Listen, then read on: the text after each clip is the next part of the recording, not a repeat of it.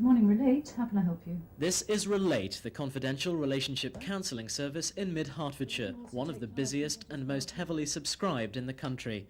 Figures show that the prosperous commuter county has been deeply affected by recent pressures. Counsellors attribute the high divorce rate to a number of factors. A lot of the couples have moved in to work locally or commuting into the city. Very little time is spent together as a family. The very high cost of housing in this area. There's a lot of debt problems. When marriages do run into problems, there's no extended family for the couples to go to. But of course the biggest reason for breakdown in marriages is lack of communication. The divorce courts in Hertfordshire are full and have the longest waiting lists in the country. Today there are 600 disputed welfare reports on file. Neighbouring counties report figures under 300. In the past year, Pam Thomas, a court welfare officer in St Albans, has had to deal with a growing caseload.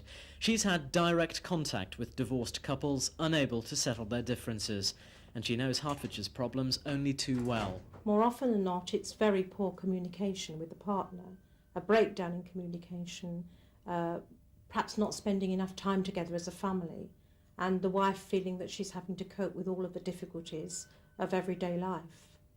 And living in some of the new towns can exacerbate that.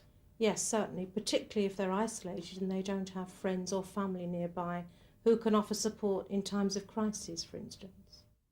For Maggie, recently divorced, counselling and group support has been much needed. In her experience, the reasons given by experts for Hertfordshire's high divorce rate are very familiar. You get up every morning, you just don't speak to each other over the breakfast table, you bury your head in the newspaper and go off to work without even saying a word. And you are just living in the same house but leading completely separate lives. Or if you do try to communicate, you then got the arguments then start over nothing. Because you're not used to speaking to each other anymore. Despite the need for counselling, centres like Relate are finding it hard to cope on current funding levels. Without counselling, they say many more relationships may be forced to end unnecessarily in the courts. This is Jonathan Ray in Hertfordshire for Thames News.